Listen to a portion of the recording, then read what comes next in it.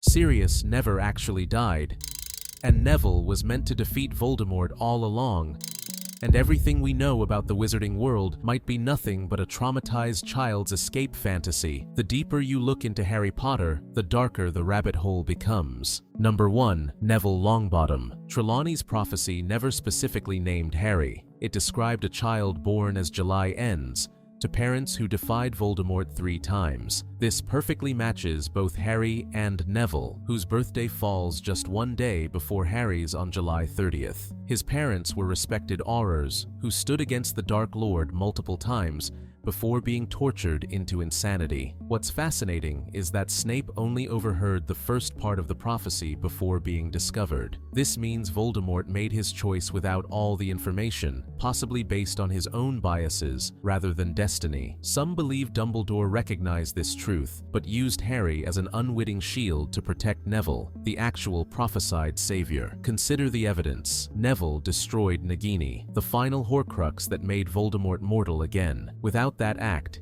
Harry's confrontation would have been meaningless. The fact that Neville pulled Godric Gryffindor's sword from the Sorting Hat, just as Harry had done, suggests a deeper magical connection that goes beyond coincidence. Number 2. J.K. Rowling is actually Rita Skeeter. After her journalism career collapsed in scandal, Rita Skeeter didn't disappear. She reinvented herself in the Muggle world as author J.K. Rowling. Think about it. Both have a flair for dramatic storytelling, questionable journalistic ethics, and a knack for exposing secrets. Having already written inflammatory, unauthorized biographies like The Life and Lies of Albus Dumbledore, Skeeter decided to cash in on her insider knowledge of the wizarding world's most famous figure. She published Harry's story as fiction to Muggles, while using her animagus skills to avoid detection from magical authorities. Number 3. Ron Weasley, the accidental prophet. Throughout the series, Ron makes offhand comments that eerily come true later. In Philosopher's Stone, he warns Harry about becoming obsessed with the Mirror of Erised, foreshadowing Harry's confrontation with Quirrell. During divination lessons, his tea leaf reading predicts Harry finding unexpected gold, which manifests as his Triwizard Tournament winnings. He casually suggests Barty Crouch might have done something extreme for his award, unknowingly predicting the dark truth about Crouch's son. Even his joke about Harry losing something valuable comes true when Harry's firebolt is destroyed. What makes this theory compelling is that canonical seers are known to lack awareness of their own gifts. Ron's complete failure in divination class actually strengthens the case. His predictions work precisely because he isn't trying to force them. Number 4. It was all Harry's imagination. Perhaps the most heartbreaking theory suggests the entire wizarding world exists solely in Harry's mind, a psychological escape mechanism developed to cope with severe abuse and neglect. Early drafts reportedly included scenes of Harry arranging broken toy soldiers and talking to spiders in his cupboard, blurring the line between reality and fantasy. After years of mistreatment, his desperate mind created an elaborate alternate reality where he wasn't just special, he was literally magical. The evidence? Harry's frequent dreams throughout the books might actually be moments where his fantasy world and harsh reality collide. Hogwarts represents safety, Voldemort embodies his fears, and his friends are idealized companions his lonely mind invented for comfort. Even J.K. Rowling reportedly acknowledged someone suggesting this interpretation to her. It transforms the entire saga from a tale of magical triumph to a devastating portrait of childhood trauma and the power of imagination to survive unbearable circumstances. Number 5. The Deathly Hallows represent Voldemort, Snape,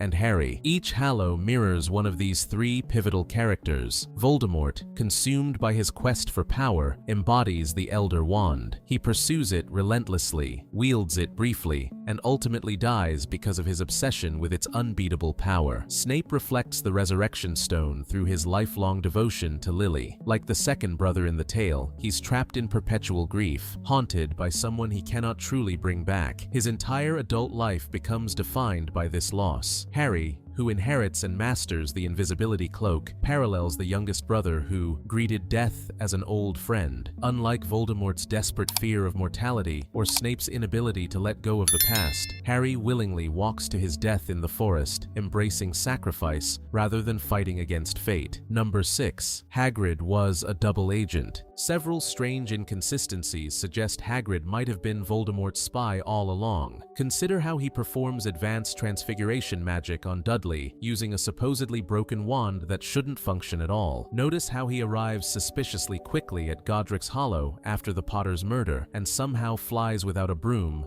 thestral, or apparition to the Dursleys' hideout. Hagrid introduces Harry to Quirrell, who literally has Voldemort attached to his head. He gives Harry Hedwig, potentially, to track his movements. Throughout the series, he consistently leaks crucial information about security measures and protected secrets. Most tellingly, when captured by Death Eaters, Hagrid is kept alive and relatively unharmed, while other Order members are tortured or killed. Voldemort even hesitates to attack him during the final battle. Were these the subtle courtesies extended to a valuable long-term asset? Number 7. Harry and Sirius share blood. The Black family tree, sketched by Rowling herself, shows Dorea Black married to Charlize Potter, suggesting James Potter likely descended from this line. This would make Harry and Sirius distant cousins rather than just godfather and godson. Sirius himself mentions that all pureblood families are interrelated, directly hinting at this connection. Their unusually powerful bond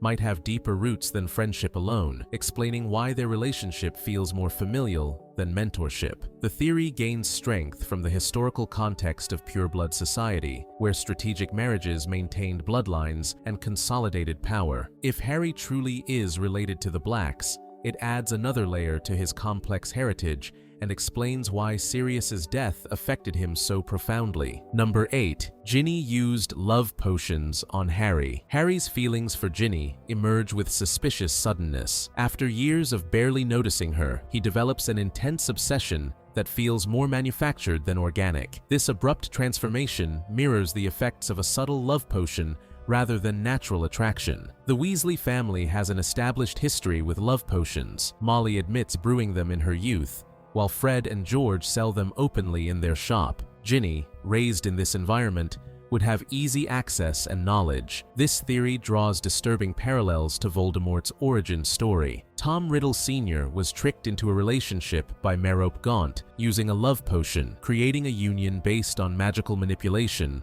rather than genuine connection. Could Harry and Ginny's relationship follow a similar pattern, albeit with less malicious intent? Number 9. Ron Weasley becomes Dumbledore. One of the wildest theories suggests Ron used extremely powerful time magic to travel back decades, living an entire life as Albus Dumbledore while guiding events from behind the scenes. Physical similarities provide the first clues. Both are tall, thin, with large hands. Ron breaks his leg in Prisoner of Azkaban, while Dumbledore has a scar in the exact same spot. Young Dumbledore's hair is described as auburn, distinctly Weasley-esque. Both share an insatiable sweet tooth, particularly for Bertie Bott's every flavor beans. Dumbledore's uncanny knowledge of events could be explained by the fact that he's already lived through them as Ron, creating a perfect closed time loop. In this interpretation, Ron sacrifices his identity to ensure history unfolds correctly, becoming the mentor he once followed.